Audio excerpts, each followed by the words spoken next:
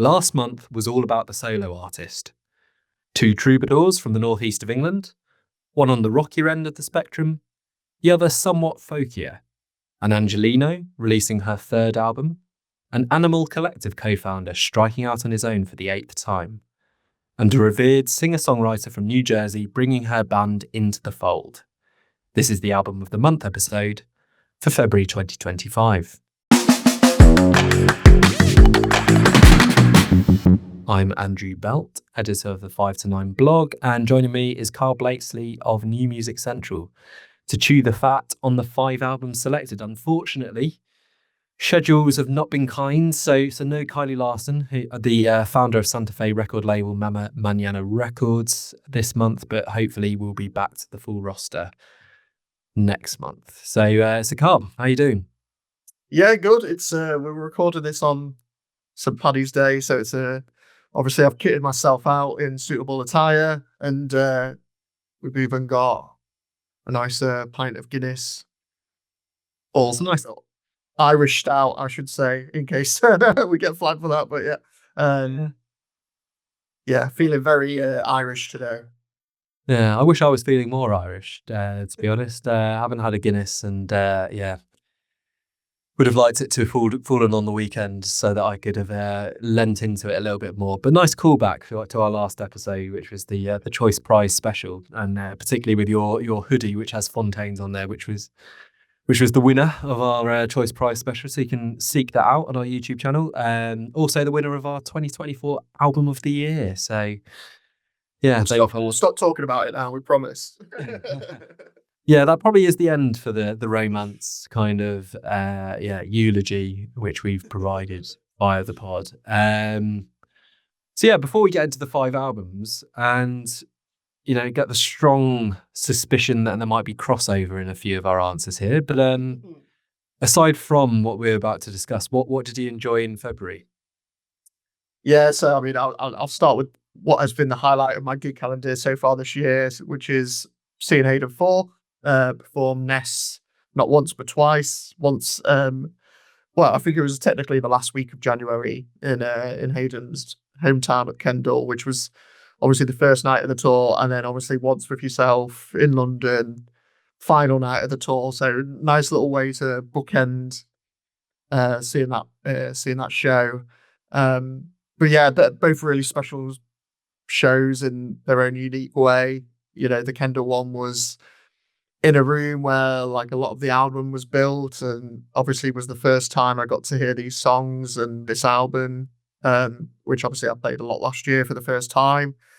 And then obviously, the second time in London, meeting yourself finally in 3D for the first time. And then obviously, Robert McFarlane made an appearance. The actual author of Ness was doing some reading as part of that show and that performance. So yeah, just utterly magical, very emotional too. The percussion from Delia Stevens, Jack McNeil on the clarinet, the backing vocalists, just a brilliant live production. Really brought the songs to life. I think I said to you, songs like "What the Fuck Is That," which on the album, it's almost like an outro or like a bit of an interlude, but it just really comes alive in the live setting. It's just a different beast altogether with Delia's percussion, and then Hayden's vocal when it's like not undistorted.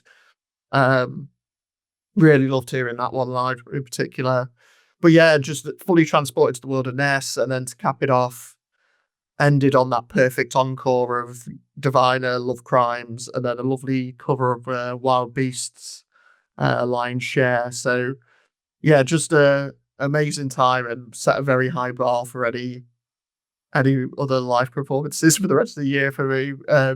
For what that album's meant to me, and how much I played it, that's going to be a tough one to beat, I'd say. And then I'll just very quickly shout out 2 albums that I've really enjoyed in February. So first one is connected to the Hayden Thorpe show, which is Share Your Care by Helen Gagne, who was Hayden's support for the Ness tour and also part of the ensemble too, for Hayden's show itself. So yeah, she released this latest project on the day of the London show. Listened to it on the train down, and yeah, just absolutely loved it. Really imaginative and original. It's got Helen kind of exploring her Thai heritage through like the lyrics and these lovely oriental sounds that she puts forward. So yeah, just a really great record. Some great highlights on there. Chayo, Fortune, Bon Nuke as well. Like, just really recommend that album. And then the last one I'll mention, which is probably one of my favorites of the year so far, is Microtonic by Bedroom, which, obviously saw them on the last record bring, more electronic elements into their brand of shoegaze. But yeah, this one is I'd say the full transition into a more electronic outfit, and the result is just absolute bliss. It's starts out with that Working Men's Club collab, and then it just doesn't let up from there. John on the Ceiling, Clarky Cat, probably some of my favorites on there. But yeah, just a great record, and overall a very decent second month of the year for me, I'd say. Yeah, it was almost a full sweep, having our three each, but just a slight variation on the final one. Yeah, as you say, catching up with you in person in London was great. Good bit of grub. At the German restaurant before. Shout out German Gymnasium. Yeah. Some other German restaurants are available, so King's Place, which a venue I've never been to before. Kind of weird when you go in there because it's like just a conference center, isn't it? You sort of go, is this a place where there's offices above? Yeah. So just like it kind of a village in a building, but amazing setting. And yeah, what a show. And it's the kind of show which like the intensity is strong. If you just walked in, you'd be like, what? Like, you have to be, you're either in or you're not, really, I think, when it comes to Ness as an album and a composition. And having obviously gone into that on the pod last year, great to see that in full live. I was interested by your description of the Wild Beast track as a cover.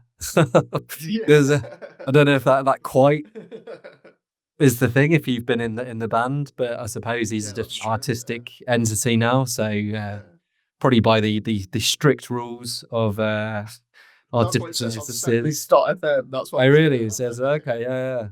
It's just quite funny, isn't it? Yeah. Well, it almost divorces him from his role in the original song. But yeah, no, just great evening. Really enjoyed it, and yeah, hopefully, you can head back down to London for future gigs as well. It'd be great to go to more and yes, move out of the 2D realm more frequently and more that is possible. Then sadly we can probably do with Kylie. But yeah, I mean, she supported Helen Gagne and yeah, really quite a shy performer in a way. Shy but composed, I would say. And it took a while, I think, for her support set to get going, as it quite often is. Particularly when it's something a bit different, it takes a while to really bed in. But she's difficult because it was just her, and she benefits from having a band, which she was kind of saying and stuff. And but it was enough to think, okay, I'd like to give this album a go, and yeah, I have really enjoyed diving into that. A few references. I think you mentioned before, like St. Vincent as a good reference point here. It's so catchy. Like even just thinking about the album, I'm getting certain songs, and lyrics from it really crop up. So definitely one to seek out. And then my third pick is Blindness by the Murder Capital. So somewhat conspicuous by their absence, considering the love I have for the band and how much we spoke about them in the first year of the pod. I thought I was potentially doing at least Kylie a favour by not selecting him. And to be honest, on the first couple of listens, I wasn't impressed by it at all. But it's slowly sort of wormed its way into my conscious. Some of the more kind of abrasive moments are now kind of, doing better on subsequent listens and Murder Capital and their third album. I mean, obviously their second album, Gigi's Recovery, was my album of the year in 2023. Also loved their first album, When I Have Fears, which preceded this decade. So the third album is, I think it's a pretty big one for a band of their ilk, and also an artist we'll come to later in the pod.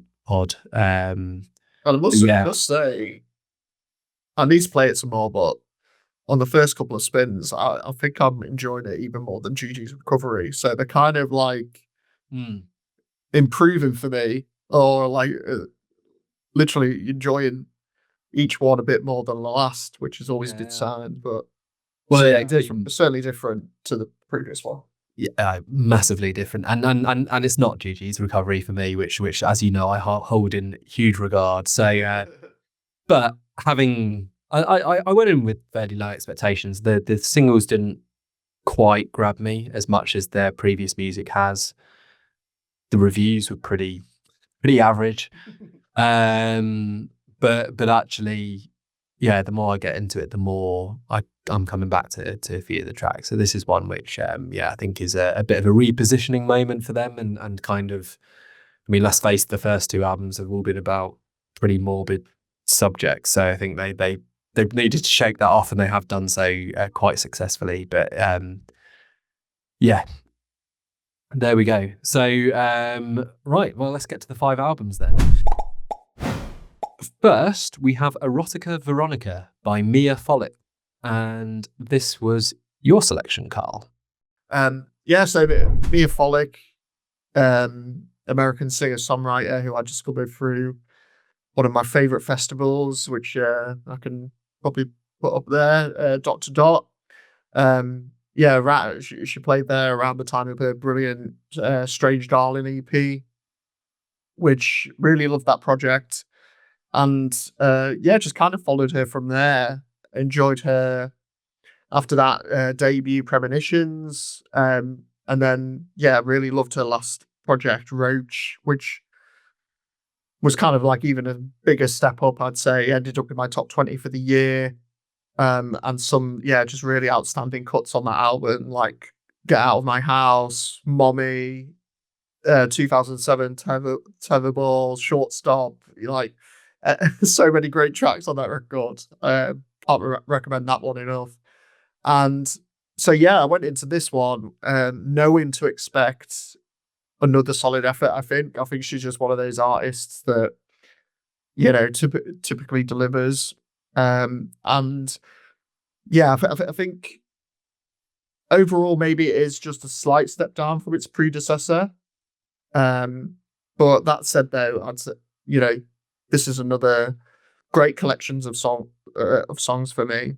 But obviously, Erotica, a wonderful opener, the kind of the title track here, and it's just like that perfect tone setter for the rest of the project to follow. La Da Da, which I didn't like at first, but it's growing on me now. It was at first I was like, oh, this one's a bit irritating. But no, I've grown to love that song. It's kind of got like a bit of Alanis Morissette going on, bit of the Cranberries coming through as well. Very much like my notes, that those two artists. Yeah, so it's definitely got those shades coming through, which is obviously a good thing. And then Alaska after that, just really gorgeous and heartfelt. Felicity, you've got just a bit more of a pop groove, and you've got like this playful instrumentation going on with it's got those wonderful synths that come in as well. And then you hit straight after you get hit with aptly titled Fist, which, excuse the second pun, packs one hell of a punch. That song, definitely one of my favorites on here for sure. It's got like, just the guitars and those blood curdling, like angsty screams that come out in the back end. It reminded me of what makes Porridge Radio's music so High notes as impactful. well. Yeah, it's definitely got that kind of that angsty punch to it. So yeah, just a really strong first half for me, and then the second half maybe doesn't quite hit the same heights, but there's still I'd say it's kind of like retreading the same steps in terms of what she does in that back half, but there's still some great moments on there. Hate Me, and then the standout in the back end for me is Love Wants Me Dead. Just the guitar and then the vocal work in the outro to that song is just, it's got that great guitar solo on there, and it's just really powerful, really soaring song. And then shortly after you get Light Through the Linen, which is kind of the flip side. It's just like this really subtle and quite intimate send off.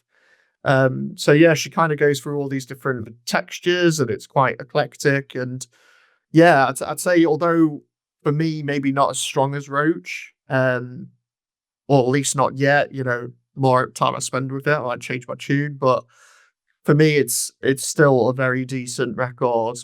Maybe a slightly patchier listen, but certainly still some very strong and impactful moments as you're going through that kind of make it worthwhile for me. And yeah, I just really continue to enjoy Miya's work and her creativity each time she brings something out.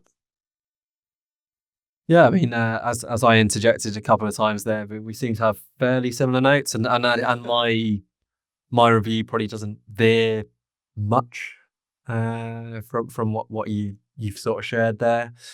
Yeah, all those tracks which you mentioned, I've really enjoyed. There's very much that kind of 90s alt rock kind of vibe, and as you say, sort of Alanis Morissette, Cranberries.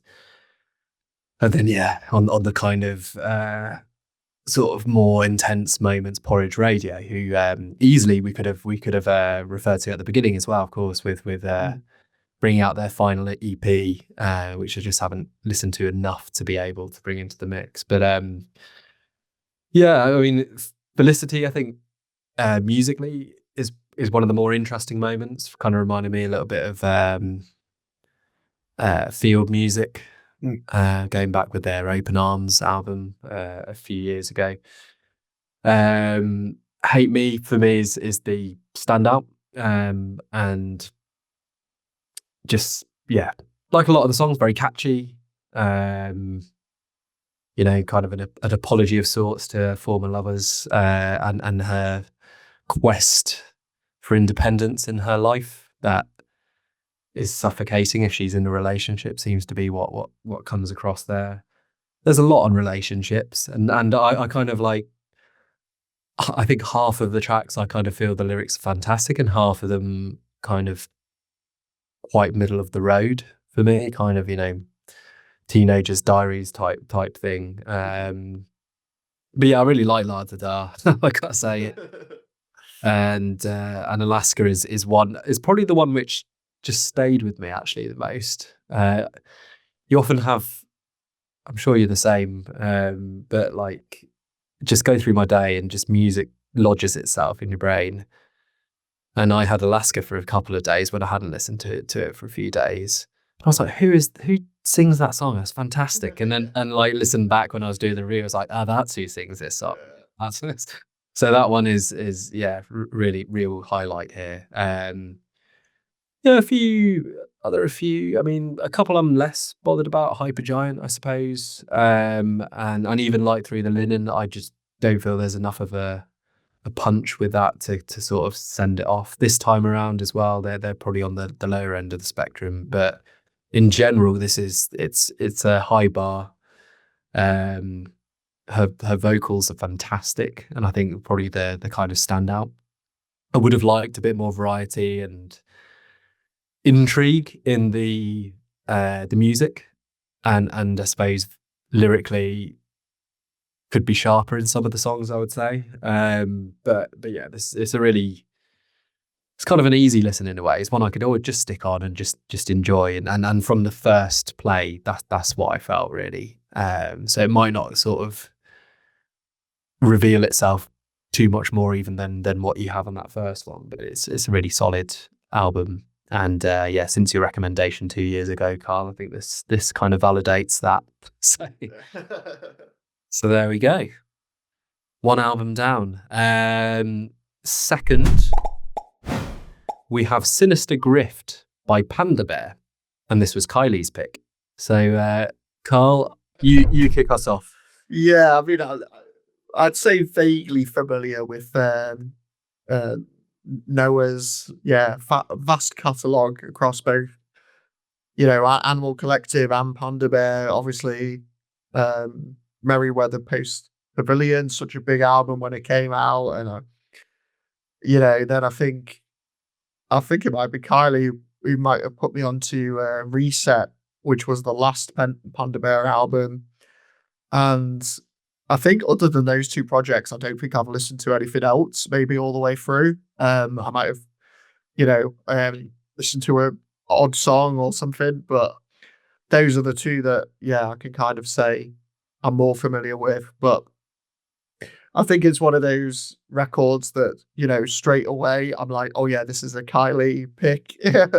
You've definitely got the Beach Boy style vocals and those melodies coming through, and a lot of tracks here have that retro flair, which kind of, maintains all the way throughout the record. But I mean, the interesting part of this project for me is how Noah marries those vintage sounds with more modern and more electronic elements and textures that come through. It's almost like, how I try to describe it is, it's almost like you're listening to music in the Doctor Who TARDIS. You've got almost this wonderful, sounds from the past, but then there's this wonderful kind of sci-fi nature to the way it jumps between the past and the present. It's really quite, I did find it quite captivating, I must say. And I think it does take you on a bit of a journey. I think for me, the first 3 tracks admittedly didn't do too much for me. I think they felt maybe more straightforward and more kind of a nod to the past. But then from, Ends Meets onwards, which was the single that we heard ahead of time, that's for me where it gets, just that little bit more experimental, little bit more interdimensional. That's where it did have me hooked. Going back to Ends Meets, that what else can I do? That chorus, it's just such an earworm, and just as well with those cool strutting riffs that kind of come in, and then is it Fairy Lady that's got those wonderful psychedelic passages, and it's just and then you got that duo of Left in the Cold and Elegy, which they're probably my 2 favorites, I'd say. Just the more of the, I'd say, just really mystical and atmospheric, those 2 tracks, compared to some of the others, whereas the others are quite hooky. They're more of these songs that you can just kind of, zone out to. Just got, gorgeous harmonies on there. And then it's those vocals just kind of emerge out of the haze. And then it finishes on a big high of just some really excellent guitar work in the back end of certainly the latter track on that one. And it's one record that I think I thought I knew from the first 3 tracks what I was going to get, and then it really, once it got into that back end, it really flipped itself on its head, and just really surprised me. Definitely took me on this, like I say, an interesting and quite fascinating ride. With, it's got all the nods back to the Beach Boys and 70s psych, but definitely brought something unique to the table too, I think, with the way it, added those modern elements in there as well. So, really glad Kylie picked this one, and a bit of a thumbs up for me. And a thumbs up from me. Yeah, I mean, yeah, Merriweather Post Pavilion is my only touch point, and yeah, to like love that album. You couldn't escape that one when it was out. Brilliant back in the day. So yeah, like didn't know Panda Bear as an artist, but yeah, just one I think from kind of first listen onwards, which I was just always happy to stick on. I think it was quite interesting this month. Is no matter what we think of maybe the albums or whatever, the lyrics are quite captivating in their own way. And but this album is probably the weakest on that front in the sense that it's very vague and like interpretive. And this is all about the vibes. Yeah, basically. It's definitely a more sonic record, yeah. Yeah, as you say, the kind of psychedelic element, the mystery in the music, but then some really accessible stuff, as you know, as our friend Anthony Fantani sort of says as well, that's more accessible than he was expecting. But you know, you kind of got like reggae percussion arrangements in a lot of the early tracks. Yeah, absorbing synth throughout.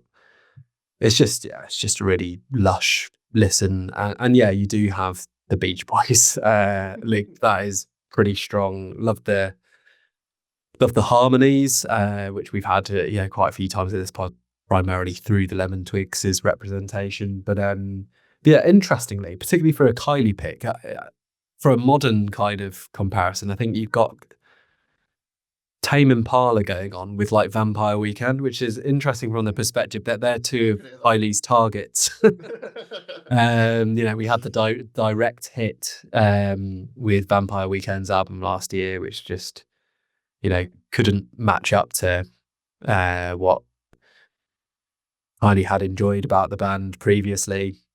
And Tame Impala usually is used fairly disparagingly for kind of tepid electronic tinged music if we're not liking it on the pod as well. So it's interesting that they're two I kind of see marrying in the middle in this album, but you do get that strong Animal Collective feel as well, you know, kind of reminder. So yeah, there's all sorts going on, but it's just really excellent. I mean, I had for Left in the Cold that was a bit Shins like in the sense that, you know, going back to maybe Wincing the Night Away, when they'd have songs which almost felt like they just end without ever truly forming into like something which would be approaching a pop song, I suppose. And that one really does, you know, with this "we could beat 'em" lyrics, and it just so absorbing. Other highlights for me, I mean, I'm probably more into the first half than the second half, and actually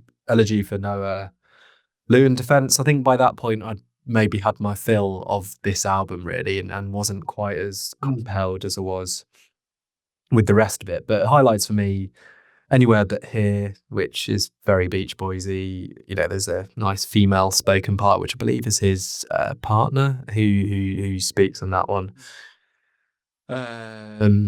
You know, I've got here, it's worth it just for the vocals on that track. Ends Meet, you've already picked up, like that one. That's the single, just great vibe. A lot of vehicle analogies on this, as there are on the previous song, 50 mg. Quite fatalistic in its lyrical composition. But yeah, they're the three standouts for me, and then kind of most of the rest are kind of like of a high standard. And yeah, just ultimately was one which, like you, I can only give a thumbs up. I can only thank Kylie for the pick, and yeah, great to be introduced to Panda Bear on his 8th solo effort. So as you say, he's a fairly prolific artist, and yeah, surprising haven't crossed paths more often, particularly considering, you know, the highlight of Merriweather Post Pavilion. But there we go. Glad that we can be from now, and clearly we've got a bit of recouping to do on that front. So yeah, from the thumbs up of Sinister Grift, our third album is End of the Middle by Richard Dawson. and this was my pick. So yeah, I'm glad to go first, so I can get in some nice words before. I was expecting the double whammy, but it would just be a single whammy falling afterwards. Yeah, Richard Dawson. So entry point, probably like you, Karl, 2020. That album, which was I just kind of find it fascinating, actually, just in terms of why he decided to do it.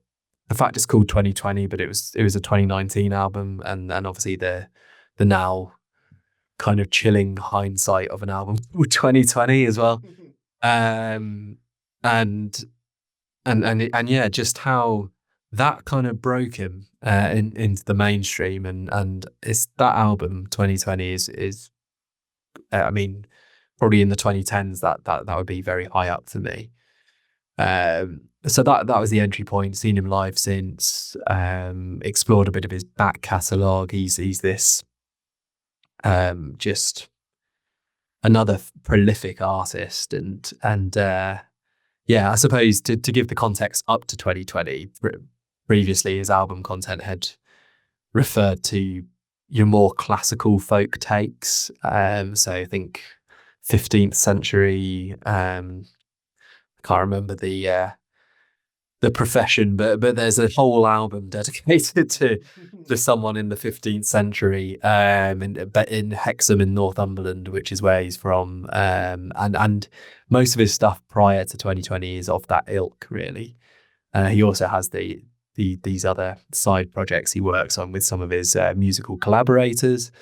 But yeah, for 2020, he apparently, and reading through interviews, he decided to basically continue with his folk shtick, updated to kind of modern day parlance and things which were on his mind at the time, but said it's rock music, and it's just it ended up being just a fantastic, unique album, and suddenly he had this much bigger fan base than he did before.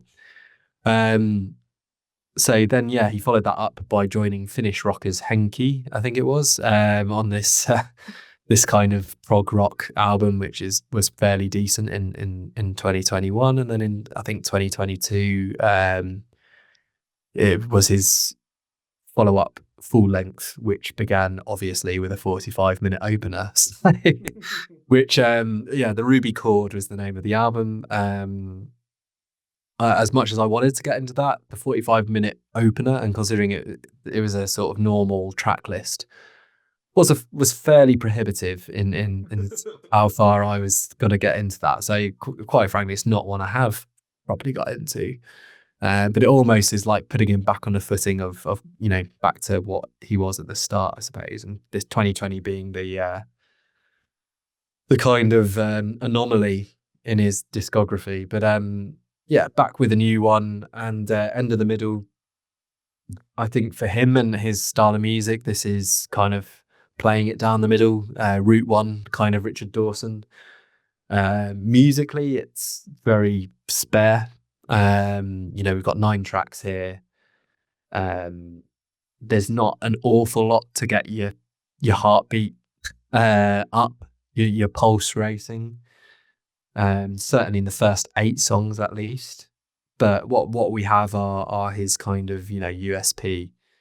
So great lyrics, and ones which I sort of really grew to love, and I think you can even take them just out of context as just great little snapshots into family life, which is basically what this is all centered about, and just different snapshots of what it's like being in a family, and various episodes. Bolt is this ridiculously spare opener, really, and almost too spare to kind of warrant it being a standout on this album, where essentially it's about a lightning bolt crashing into the house. My interpretation is that it's actually saying a bit more, and what's good about this for the album is that it's like having something upend your normal life is basically my fairly straightforward take on it, even if the lyrics just are a bit more Donnie Darko kind of house being ruined by some physical event. Gondola, one of the singles preceding it, is written from the perspective of a grandma who just never has got to live out the dreams which she's wanted in her life, and then decides to use some of her savings to take a daughter on holiday and goes in a gondola. It's got the very evocative lyric of "dreams died like dolphins in nets." So, but really affecting song, and certainly in the lead up to this and seeing him live in Reading at the end of last year, this was the one which stood out for sure. You got Bullies, which is a weird, almost unfinished narrative arc of kind of being bullied, and then he's a father and his son is the bully, but that's it. So I kind of feel a bit like Bolt. It feels like neither of those quite get to where they should do, but then Bolt, I suppose, at least is more justifiable as an opener. The question, your favourite, Karl, is based on a true story of family members he knew, or friends rather, in a house. They sort of see this ghost and then look into the history of the house and realise it's to do with the station master who lived there years ago and killed himself. So that's fairly bleak, but yeah, puts a bit of context onto that one, and the reason for some of the lyrical misdemeanors from the perspective of said ghost. And then Boxing Day sales, just kind of a bit of a retail therapy takedown. Not is a wedding, not really feeling like it. Polytunnel, the joys of working on an allotment.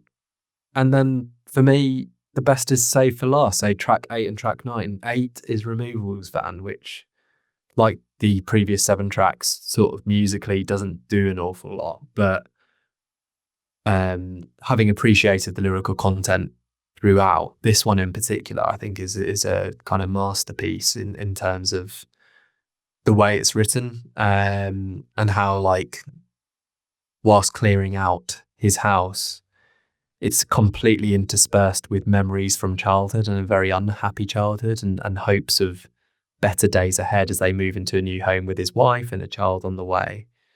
So this one for me is the absolute standout. And then for something completely different, but still kind of the narrative arc being very faithfully adhered to, is More Than Real, where you kind of get a similar theme to Removals Van, I suppose, but kind of fears about becoming a father and repeating the mistakes of his own. And it then ends with these female lyrics. I mean, musically, this is a complete divergence from the rest of it, which was just really spare. This one is kind of bold synth. It kind of has you banging your head against the wall going, why have you not bothered with the rest of them in such a way? Because it just shows that he can do it as well, and we know it from 2020 as well. So there we go. But it's worth it. You basically get the female vocals, which is kind of from the daughter's perspective, and essentially, it's, for me, this is like a pop music version of Les Mis, in the sense that the daughter is,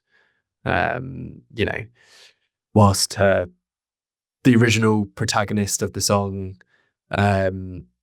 is falling to ill health, she loves him. So he's basically he's banished those fears, and considering this is an album about family life and stuff, this feels very apt as a closing track, because it's basically saying that is the absolute pinnacle, to be loved by those who are in your family. So it's a really affecting one, and like I say, those two kind of blow the rest out of the water in a sense. But overall, I think it narratively, I absolutely love the album. Musically, it can be a challenge, and I think it will be prohibitive to kind of extending his fan base.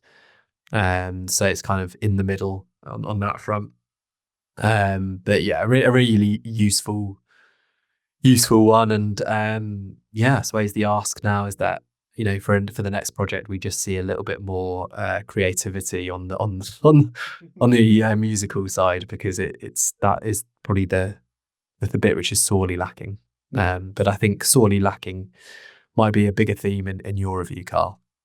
I mean, I'll say this. I mean, I'll start by saying I've always struggled with Richard Dawson. So I mean, I think I've just kind of come to the terms that he's just not for me. And it's interesting you're talking about 2020, because that's not actually one that I've listened to.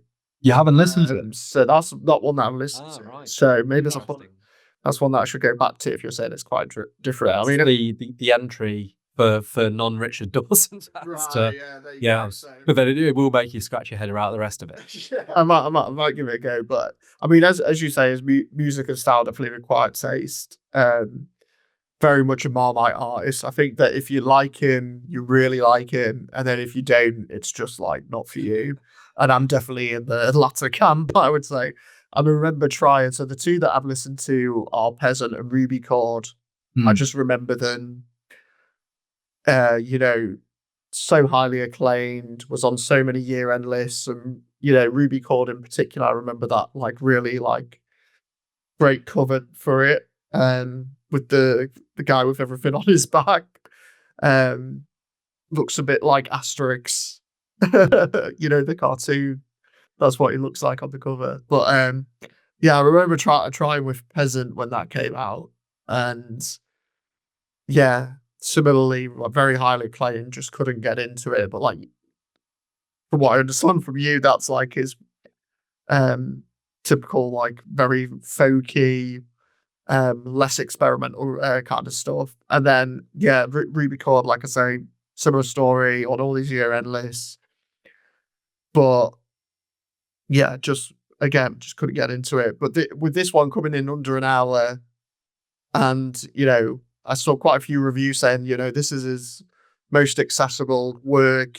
I thought, okay, this might be the one to finally hit, but maybe it sounds like 2020 is the one to give it a go rather than this one, because I would argue that's more accessible. Yeah, for sure. But for me, this one was a similar story. Like, all the points you said narratively, like lyrically, I find him an interesting. He's this great observational kind of storyteller, and I do like some of the warm folky textures. Gondola, you weren't so big on Boxing Day sales, but that was one that I really enjoyed. And then that one that you mentioned, the final track with Sally Pilkington, where you get those beautiful harmonies and that kind of jazzy instrumentation coming through. That's when it's at its best for me, and it does touch the same nerves as like Ness or Black Country New Roads, Ants from Up There. This kind of like, otherworldly but like quite natural sound that it's got going on. But it's just one of those where those moments, for all those few moments, for me, there's double the amount that I just find really grating. And for me, it is mainly down to Richard's voice. I just personally find it, rather than like emotionally affecting, I find it quite jarring. And you obviously mentioned The Question. That was the one where I was like, this is getting too much. This is just not fun anymore. So I think it's one that, after playing this front to back, I really struggled and found it like hard work to revisit in full. I think it's definitely, one where there's moments that I'd happily dip into. And, the last track in particular, as you mentioned, that was kind of the light at the end of the tunnel. It was kind of like it made it all worthwhile just to get to that right at the end. But I appreciate Richard Dawson and his artistry, but he's just one of those artists that you got to hold up your hands up and say, this one's probably not for me. Fair enough. So it's 1-1, and we'll also share Kylie's scores at the end. So we see our usual scoring mechanism, and we'll see whether that makes or breaks end of the middle. So fourth, we have People Watching by Sam Fender. And this was selected by friend of the pod, Matthew McLister. Matthew runs the indie blog website Blinded by the Floodlights, and you can follow his work on Instagram at Blinded by the Floodlights, all one word. So I'm going to take the opportunity, because we're sharing the fives. I'll kick this one off because it's a rare one where I know the discography of the artist. And yeah, Sam Fender. I mean, one of these artists who, when he kind of broke, he was kind of a rare exception of an artist breaking who I'm got really into as well. I quite often don't see the hype for one at that level, because he seems to have, ever since he's been in music, seems to have been at this ridiculously high level and doing massive shows. It almost seems premature, but it's not, because he's that popular. And so I found Hypersonic Missiles was one of my albums of the year back in 2019 or 2018, I think. 2019, yeah. So just fantastic, I thought that one was. Obviously followed up with, where are we now? Second album with 17 Going Under, which obviously the track itself is very much his calling card as an artist, and a microcosm of who he is, and the classic kind of Springsteen-esque kind of inspiration, which he doesn't shy away from. It's very much part of what he does as an artist. And even though I've sort of said in the past, Springsteen is not someone who's massively, I've massively got into, weirdly with Sam Fender, I was all in. and again, like, whilst I actually don't think 17 Going Under was as good as Hypersonic Missiles, mainly because of one track, which I didn't like at all. But this was, it's 2 albums in, absolutely fantastic. Saw him at headlining Reading Festival. I think maybe it's a couple of years ago, and I thought, again, he just absolutely owned the stage, and just someone who's he's got it. He's flaunting it, and yeah, 2 in, fantastic. But where will he go next? And this is the really interesting one for me. And I mentioned there was one song on his previous album I really disliked, and my worry was that if he didn't change things up kind of significantly, that's where we might land by album number 3. And I think overall that's a bit where I've landed with People Watching, where sort of musically there's not much to turn the dial here, and not much to kind of match his lyrics. So I said, like, earlier in the pod that, like, the 5 albums we've selected here, the majority, I think lyrically are really fascinating, and there's no let up in just really powerful, affecting lyrics which Sam has written here on People Watching. There's quite a lot. I think is one or both. I think maybe one of his grandparents died, or both of them, and I know that one of the songs here kind of touches upon that. It means something, essentially, and it always has done in his music, and I think that's what remains his appeal. And there are high points here. I mean, TV Dinner for me is probably my favorite track. Just love the dramatic piano, the production on it. Lyrically, it goes in a different direction, where he's getting the knives out and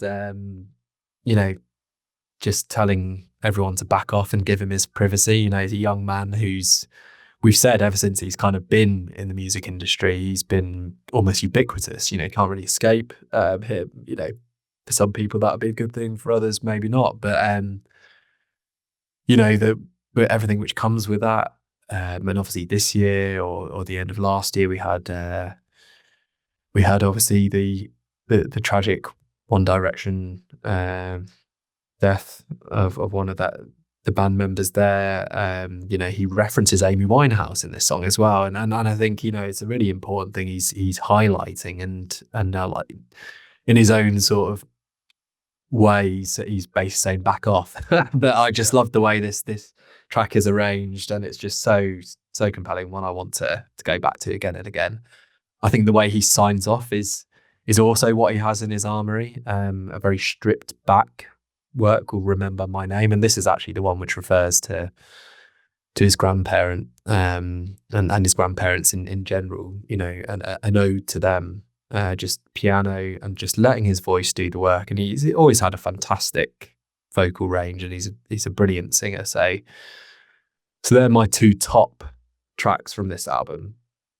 I think the lead single "People Watching" is great as well. It's very much you hear it, you know exactly who it is, but he does it very well. It's great. And Rain Me In, I think is another one which is very much worth sort of checking out if you haven't heard it already.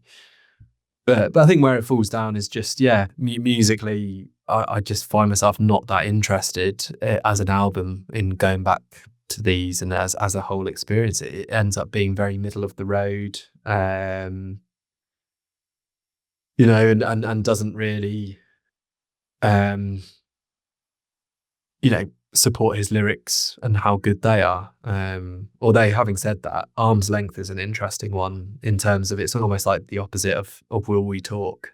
In Will We Talk, he's talking about how he's going to be there for his one night stand, and of course they're going to chat, and it's not just a physical moment. Whereas Arm's Length is pretty much like, I just want a bit of fun. And similarly, the output of this song is just not of much interest at all. So that's kind of like a sad narrative arc, career wise, I suppose. But that's the only one I would say lyrically is just uninteresting. The rest lyrically are fantastic, but just some of the compositions are uninteresting. And I feel that when, a bit like how I felt about Royal Blood, two brilliant first albums, and then by the third you're kind of going, what can you do different? And I didn't hear enough different to be that fussed by that point, despite loving the first two. And I've kind of reached a similar point here with Sam. But at least his vocals sort of bring you back in, and there are a few tracks which are certainly highlights and will be for the year. But yeah, ultimately it's a step down from his previous work, and I'm hoping for better on album number 4. So Karl. Yeah, I mean, I'd say I'm similar to you, but maybe a bit more favourable. Yeah. I'd say there's, this was an album, like you're really looking forward to. And for me, while I enjoyed Hypersonic Missiles, for me, it was his last record, 17 Going Under, that really connected with me. Ended up in my top 10 for the year. An album I still revisit a few years later too. I mean, listening to People Watching has just made me want to go back to that record, which I have done since. But yeah, I think while I kind of appreciated Hypersonic Missiles, I think this one really, for me, marked him out as this one, but by this one I mean 17 Going Under. I think this one really marked him out as a great songwriter for me. I just loved the raw, like, autobiographical nature of that record, and there was just like so much in there that I could, relate with as well. So yeah, I mean, yeah, it just really connected with me, and it just set a very high bar going into this one. And I will say I really enjoy it, but for me, I don't think it quite matches up to certainly 17 Going Under for me. At least not yet anyway. I mean, it's one of those that, I'm booked to see him at Rock Worked later in the year. So it's always like, we'll see if that changes throughout the year, the more I'll start playing it. But yeah, I think right now it is the album, as you say, that you kind of expect it to be at this point in Sam's career. It's, he's got these major festival headline slots. He's got the big stadium shows this summer. And it feels like an album that is definitely built with, that in mind. Um, and I think the issue for me is for all the big anthems and shades of, Springsteen, as you mentioned, and obviously the Killers come through. I think for me, it's just lost that bit of angst and maybe even some of the variety that made, the previous album such a joy. Definitely noticed that was the biggest thing that I noticed this time around is there was a bit more of a formula to the song structures this time around. I mean, he's always kind of had his style, but for me, this one was very much like, okay, chorus, breakdown, saxophone solo. You kind of like stuck to that. And like you say, the one where he does maybe deviate a bit more is TV Dinner, which I agree that's definitely a highlight for me. Just really cinematic, quite epic. Obviously, he's got that poetic, almost like a poetic rant going on about the dark side of fame, and just a really powerful song. So yeah, I mean that's probably the downside to me is that it's maybe just not as gritty or varied as his previous work. But for me, there's still a lot that I love here too. Obviously, Adam from the War on Drugs on production duties, another band that I really love, and you can definitely hear like his influence coming through on the likes of like the title track is like such a War on Drugs kind of tune, just really catchy as hell. Wild Long Lie, which I didn't rate it when it came out as a single, but now it's probably my favorite on here. I just love the like slow build nature of it and the way that song just kind of grows as it goes along. I know you don't rate Arm's Length, but really like that song. And Crumbling Empire, that's like a really great purple patch for me with midway through is those three songs. There's some other ones on there, is that Rein Me In has got that great now I'm working myself up to a nice warm bliss, all manner and ruse of you bring like tinnitus. It's like, that turn of phrase that he's got, that's still, that songwriting still very much shines through. It's more than a few points here. Obviously we've got to talk about Remember My Name, which again, we spoke about TV Dinner being one that kind of deviates. Remember My Name's probably another one that does as well. Written from the perspective of his, grandfather speaking to his grandmother, who's, obviously can't remember him. She's got dementia, and it's just really heartbreaking song. And then again, the lyrics, to them it's a council house, to me it's a home. It's just like, it really pulls on the heartstrings, that song. And I'm still not sure where I'll land on this record. I think for me, it's another great effort from Sam. It's one album that I've found myself revisited a lot already, despite not being overly sure about it yet. It's still one that, those big singles that I'm a fan of, I'm still going back to an awful lot. So I'm not ready to call it his best work. I know some people have, but I think for me, 17 still edges it. Obviously for you, Habassonic, this still edges it. So I think he's one of those artists that everyone will probably have their favorite. But without a doubt, there's some real highlights here, and he's just still an artist and a songwriter that I've got an awful lot of time for. I mean, whilst I didn't pull it out, I mean, Wild Long Lie, what I do like about that one is sort of he's kind of not enjoying being out with his mates and all the same old kind of conversations and that sort of thing, and just that everybody's dying for their turn to pull out anecdotes fraught with bloody lies, which it made me think of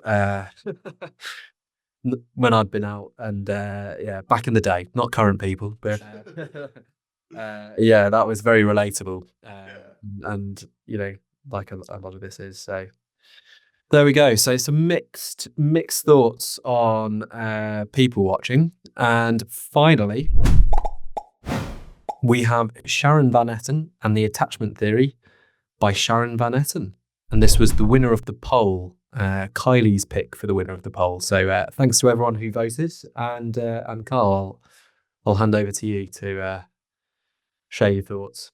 Yeah, so another project I was really looking forward to coming into this month, was quite late to the Sharon Van Etten party, but was a big fan of her last few records from, I think it's Are We There onwards, was kind of where I came in, and think she's just been on a great run with Remind Me Tomorrow, probably the best of the bunch. That was so highly acclaimed when it came out, and her last record was one that made my top 25 of the year too. So yeah, she's just been on this great run, and obviously saw that she was putting a band together for this one, which just added to the intrigue of the project. But yeah, I mean, sadly, this has ended up one of the big disappointments for the year so far for me. I think it gets off to an amazing start.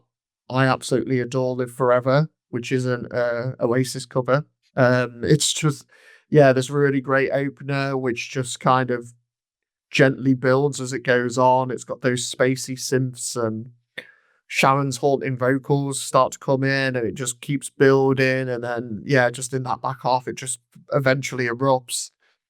And, I mean, that song's kind of the peak for me. I mean, the others that follow it as well, Afterlife, just a great single. Idiot Box, I see that she's just released as well, both similarly excellent. And just really catchy, lovely mix of textures on those songs. And with the band there, it's got this like multi-layered instrumentation, and obviously the thing with Sharon is those passionate vocals that come through. I mean, they're definitely as strong as they've ever been on this record. And then the one where it kind of turns slightly. Oh no, I'll tell a lie. I say you get that brilliantly moody like Trouble, and then the jittering riffs of Indio.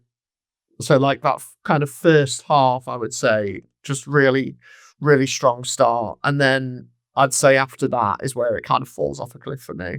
I think it's just the instrumentation is decent enough, but I think the thing that's lacking on this one for me is like the hooks, and like the emotional pull of the songs just ended up, either disappearing or blurring into the background. And I just find myself like losing interest around the midway mark every time I played this one through.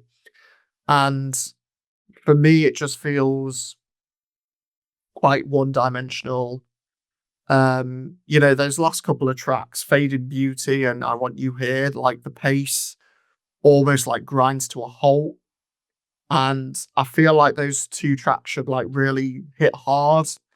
And Sharon's still there. She's giving it her all on the vocal performances, but by the time I get to them, I'm just ready to listen to something else or be presented with something different. So I mean, for me, this could have been like a really great EP.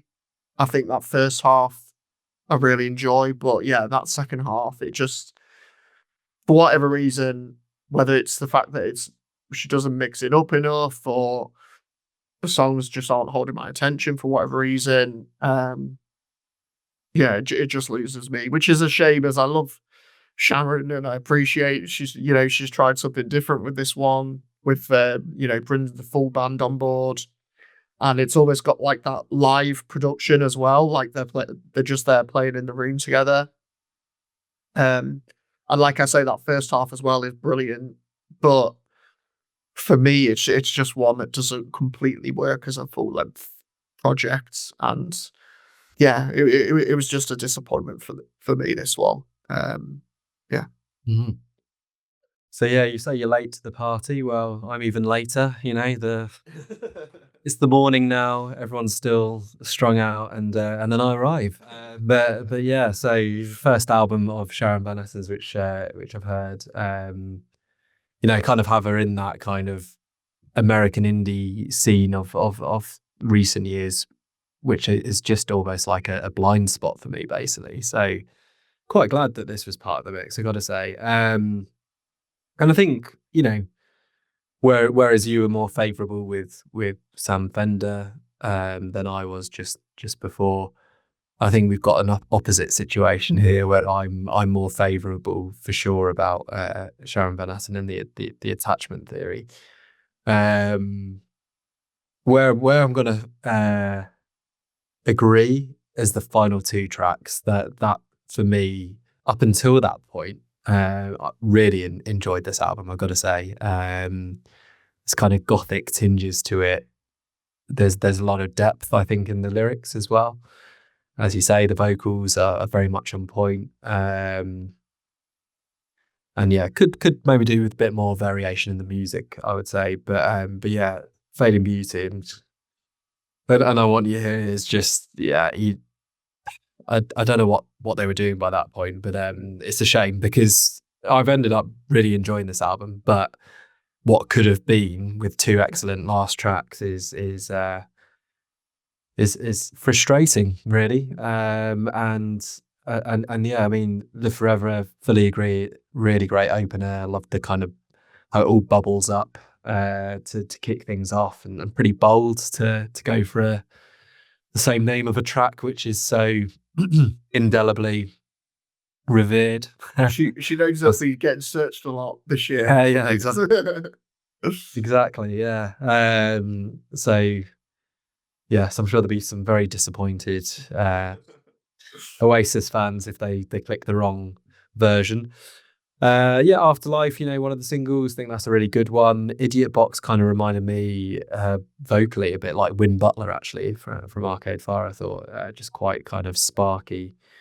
And then Trouble, I feel like, is those first four, they're quite similar in vein and to a degree, and you're wanting something different to come in, which is why Indio is just that breath of fresh air. A few minutes of just this energy, this blast, silky vocals, and this kind of detached observation of, I don't know if it's a place or a person, to be honest, this Indio, but there we go. You may know more than me on that one. And then I love the tom fill, which kicks off the following track. I can't imagine what, in brackets, why you feel this way. There's a bit of a Talking Heads in that. And kind of this kind of, yeah, disappointment in people being maybe swayed the wrong way. It starts to get a bit political, I feel, at this point in the album, which then crystallizes in Something Ain't Right, which I think by this point you're turning off. Whereas for me, this is the track of the album, Something Ain't Right. I just think everything comes together. It's really cohesive. It could be one of those kind of like, yeah, fist bumping election type songs. I gotta say, maybe the Democrats should consider it. But yeah, that one for me, yeah, it all comes together. And then Southern Life, which as a single didn't do an awful lot for me. I end up really loving this one as well. So that 2-track hit is the highlight for me in this album. It's about realizations as a mother. There's an epic arrangement. These drone vocals as well. I love what she does throughout the album. So that's it up until those final 2 tracks, which just push it off this cliff face basically, and is a real shame. But as a first hit on Sharon Van Etten, this was one actually was always a pleasure going back to, bar those final 2 tracks. And yeah, I feel like as an artist, I would get a lot of reward from sort of diving in further, basically. So yeah, I really like. So Remind Me Tomorrow. Sure, yeah. Is that the previous? No, that was 2 ago, I want to say. Okay. Because her last one apparently was a bit of a divergence from the usual, apparently. But yeah, I mean, I quite enjoyed the last one. I know Kylie less so. But yeah, I'd say a big 2 were Remind Me Tomorrow and the one just before. Yeah, it'd be interesting, sort of working backwards. It's like I think I remember watching like Spider-Man 3 first once.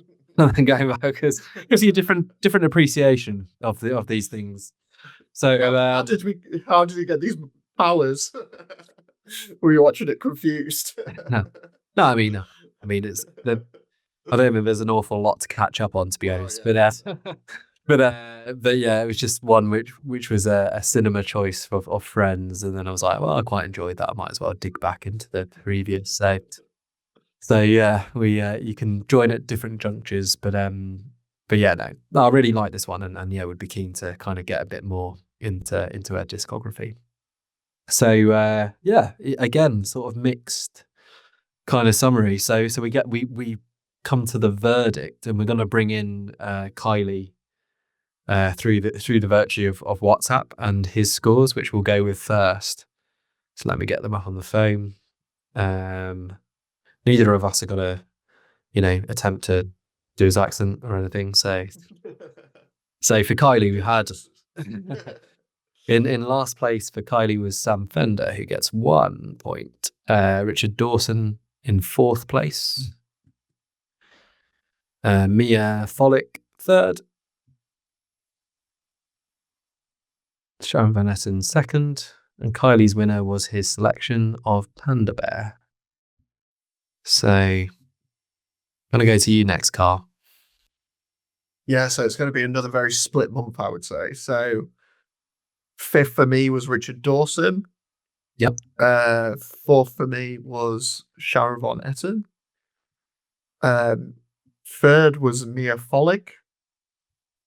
2nd was Panda Bear. And then top for me, just because it's the one that I'm returning to the most, I'd say just at the moment, is Sam Fender. So mine with Kylie's are probably the closer, I would say. Fifth for me is Sam Fender as well, like Kylie. 4th, so that's the real diversion set. 4th, I had Miya Folick. 3rd for me was Sharon Van Etten. Richard Dawson gets some points from me in 2nd place. And Panda Bear almost getting a full sweep. And quite unlike other ones where I've really had to look through numbers, no such need. So yeah, fairly clear winner. Congratulations, Panda Bear, for winning our album of the month for February 2025. So next month we'll be running the roll over new albums by Brian Daddario, Clipping, Deaf Heaven, Divorce and Japanese Breakfast. You can also look out for our poll for the April episode, which we will be sharing soon. And as ever, you can stay up to date with what we're up to by following 5 to 9 on X and Instagram, New Music Central via @Karl Blakesley via Instagram and Threads, and Mama Manana Records via @Mama Manana Records on Instagram. Thanks for listening.